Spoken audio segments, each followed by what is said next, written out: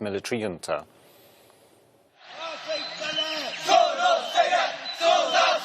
Running in formation and chanting for the people. Around 120 youth in Myanmar released a video this month calling themselves the new fighting force against the Myanmar military. A founder of the group, Mon, said her United Defence Force was made up of protesters against the February 1st coup.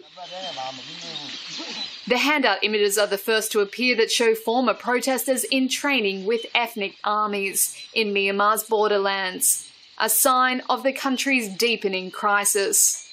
Most are students in their 20s, but some are older adults or Generation Z, said Mon, and that around 1,000 people were in the organisation. Apart from handout images, Reuters was unable to independently verify the details. Mon added that the group was not big enough to operate independently, so would need to cooperate with ethnic armed groups or the newly formed parallel government, called the National Unity Government, set up by the junta's civilian rivals.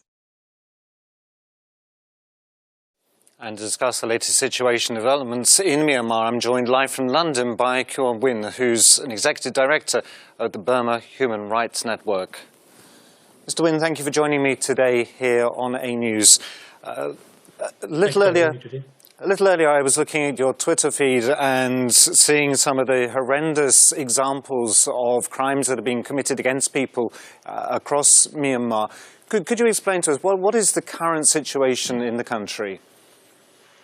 Well, the current situation in Burma is the military cracking down on the population is continue.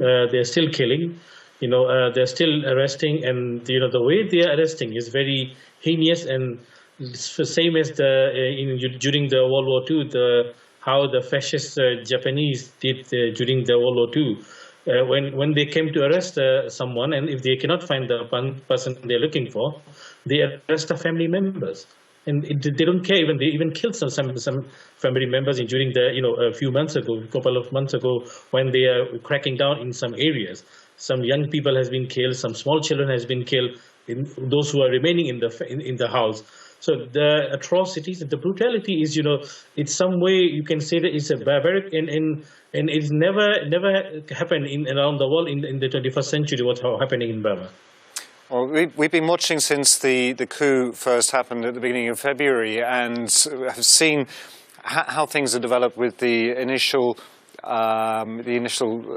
civil disobedience campaigns, and then growing to, I think it's something like 800 people now being killed by the military forces. Surely the international community has reacted to this, or have they? What's your thoughts on that? First of all, there is a very unfortunately, international community is not united. What's happening? They have. If you look at the UN Security Council, they're hugely divided. Russia is selling weapons to military, so they don't want to lose their relation. And also, China has a lot of interest in Burma, and they seem that the Western countries as a threat. So they try to push the military, protecting the military. Despite of the military has been committed genocide and killing several people now, yet China is defending the military. So also on the other hand, like the US and UK and the European Union are not doing enough. I'm not saying that they don't do anything. They have been doing a lot of things as well, like imposing economic sanction, targeted sanction on the business entities of the military. But this is not enough. They have to do further. Because the people now, you see that young people, thousands of young people now joining the arms group, and these young people supposed to join the university, not to the military camp. But the situation is like that. Their colleagues, their siblings, their neighbors, every one of them someone has died. Their loved one has been killed or injured or been arrested or tortured, and something happened. So they are. You see that they realize that this military regime will not be removed without armed struggle. So that is very unfortunate conclusion our country is heading towards. which means, Syrian style, full-blown civil war could happen. And you see, Burma has already civil war since 70 years, surrounded the country, and the military, which claiming the authority, they can't even. There are several arms groups in Burma, not only one military in Burma. This military cannot control all the borders in Burma. So this military has very limited legitimacy, and now their legitimacy is also declining because the peoples are defined. As you see, the civil disobedience movement is also very much powerful. So if you look at all the considering all the situation, yes, international community need to do a lot, especially US, UK, and European Union. They need to take some bold step. Now, 3 days ago, I think on the 24th, the ASEAN group held a summit, including, if I'm not mistaken, the military leaders. What came of that, and what role does ASEAN, as a more local organisation, international organisation, have to play? Well, regarding ASEAN, if there are so many things to talk, first of all, ASEAN is not united on Burma issues. Right, and also ASEAN has been used as a shield by China because China doesn't want Western countries involved in Burma issues. So China tried to push, ASEAN countries into that situation. And on the other side, ASEAN countries doesn't want another Syria into their border. So they don't want to destabilize or regional. What's happening right now is definitely a regional destabilizing regional security. Because you see that all this arms group, once the Burma fall into full-blown civil war, you see that there's a high potential that drug trafficking will rise up. And this drug trafficking will affect all the neighboring countries. And there will be arms smuggling. There will be human trafficking. There will be all, criminal gangs will find that this is a very opportunity for them to make money. So this will attract a lot of trouble into the region if the Burma situation is not solved immediately. So ASEAN itself is vulnerable, and trying to playing both powers as well as trying to solve the situation in Burma. But where they have a big issue that they are not also united, and they are also struggling there who will lead the situation. And what you see, the five consensus, which is extremely weak, because you see that the ASEAN asking both sides not to do the violence. So come on, where people are not committing violence, we are just protesting. We are practicing our democratic rights, to peaceful protesting. And these are military who killing using RPG, using machine gun, using the snipers to crack down these peaceful protesters. And also, there isn't any clause to release all political prisoners, and there isn't any time frame, and there isn't any mechanism to oversee the development, the progress, and there isn't any consequence for Burma if they don't follow anything. So the five consensus itself is but I have no doubt the ASEAN has a good intention. ASEAN doesn't want, if you can clearly see that they don't want another Syria into their border, so they try their best to, but I don't think this is the possible way. But what ASEAN need to do is immediately, work with the US, UK, and Western countries. Also, at the same time, try to work with China and explain to China that the situation will not improve if the way continue like that.